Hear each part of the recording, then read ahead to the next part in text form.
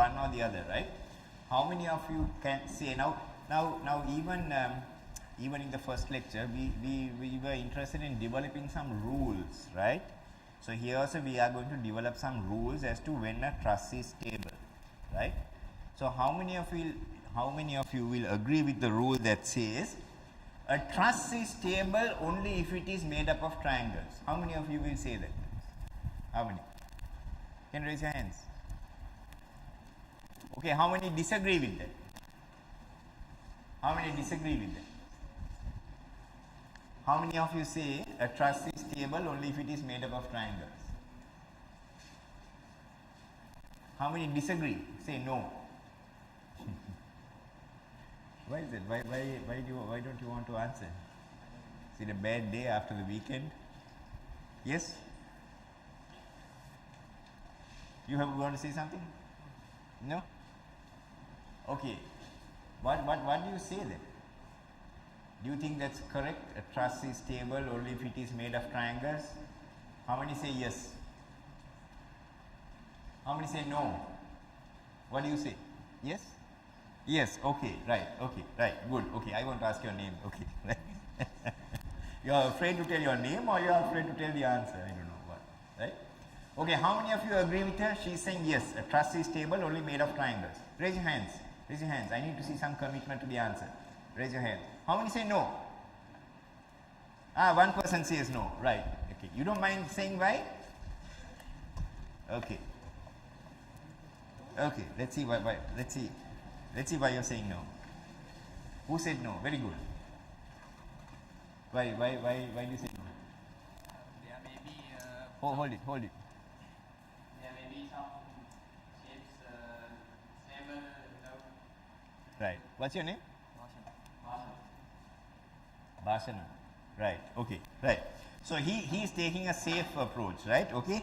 So that approach is also okay, meaning I mean, you know, there may be a situation that a truss is stable without triangles, right? So that's a safe approach. But you know, the first group is also okay. It's difficult to sometimes say the rule. I will tell you what the rule is, but saying that a truss is stable only if it is made up of triangles is like a safe answer in the sense that you know, if you make a truss out of triangles, the chances are it will not be unstable, right? But as Bhasanan says, there may be some situations where you can have a stable truss even without triangles, right? So that's what I want to go on to. Now, if you look here, this is what the first group said, right? So you start with a basic triangle like this. That is a very stable shape, a triangle, right? So I didn't demonstrate separately a triangle, but you can imagine that if it's a triangle like that, it's very stable. You cannot change its shape, right? And if you keep adding triangles to that, then it will be stable. But if you look at the next slide, I have now created a truss which is not made up of only triangles and it is still stable. So what have I actually done?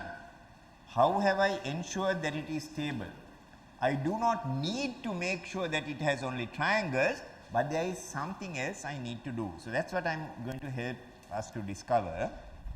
I have started with a triangle, right? I have started with a triangle.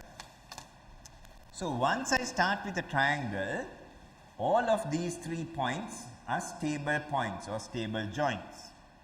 Now if I want to create another stable joint, I have to connect that joint to this existing structure with 2 members. And if I want to add another joint to the structure, I have to connect that also with 2 members. And similarly another joint, I need 2 members. And another joint, if I want to put up here, right, well, I can connect it from here because this is a stable point and this is a stable point, and I can, you know, I can connect it like this. That will be stable. But I can even go here with a which is a stable point, and connect this joint and connect that joint. That will also be stable. So the trick is, or the rule is, you start with a triangle. After that, every new joint must be supported by 2 new members. That's the rule, right? Okay. So now here we start with 3 joints and 3 members. Then additional joint means 2 more additional members. 1 more joint means another 2 members, and you can use your knowledge about mathematical induction and you can come up with this formula, right. So if you have j number of joints, then the number of members that you require are 3 plus 2 into j minus 3, right. Now how do we get this? This is the 3 members that formed this, right, and j minus 3 is the number of joints that are in addition to the original 3 joints, right. So we have started with 3 joints, 3 members, right, and then for every additional joint, that is j minus 3, every joint that is greater than every number of joints that is greater than 3, you have to support it with 2 additional members, 3 to start with and 2 additional members, right. Now it's not so easy. Even this is not a rule that is good enough, right. So you have to think very carefully, but I will help you to go through that process, right. Okay. Right, but like I said, if you are not sure and you want to be safe, then of course if you connect this up here also, the truss will be stable. You might have some difficulties in solving the forces in that truss, right, but it will be safe, right. Okay. But all I am saying is, you do not have to have triangles. It is not essential that it is all made up of triangles for the truss to be stable, right. So these are the conditions for stability. Now a closed truss is where all the external parts of the truss, they are connected by members in that way, right. So if the shape cannot be altered, that is what we are saying, the shape cannot be altered, the structure is internally stable, right. And now there is a new word called determinate. Now this word determinate means that the internal forces can be determined, that is where you get the word determinate from, determined by the laws of statics alone, right. And we will be, even in this lecture, finding the forces in the trusses, right.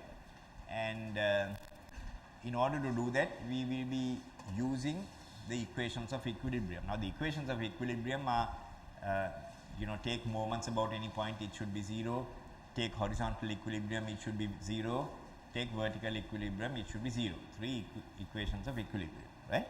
Now you can use those equations alone. If you can use those equations alone to find the internal forces in a truss, then it is called determinate, right.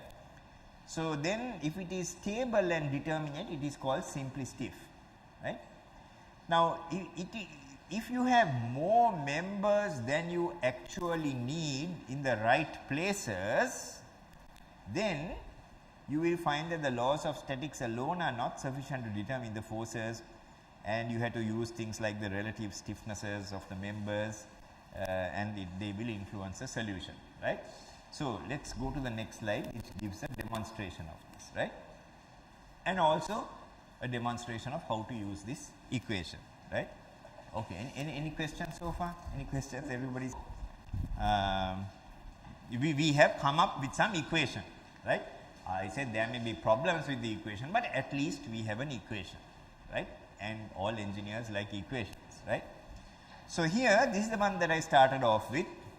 I said it was a mechanism, you remember. I had 4 joints, but according to this formula, 2j minus 3, see this one here. So actually, once you simplify this, it will be 2j minus 3, right. 2j minus 3, you find that there are 5 members that are required. You have only 4, right. That is 1, 2, 3, 4. So you can't have only 4 members for 4 joints, then you can say the truss is unstable. Then, like one of you said, we connect the diagonal, right. And then for j equals 4, this m required remains the same. That is of course the same, because that is just a function of the number of joints, right. This is the same here, same here, same here. But the number of members provided is 5, and therefore it is stable, it became stable. So this one actually is stable and determinate, right. Now what happens, let me do this, otherwise if I do not do this properly, it might fall off and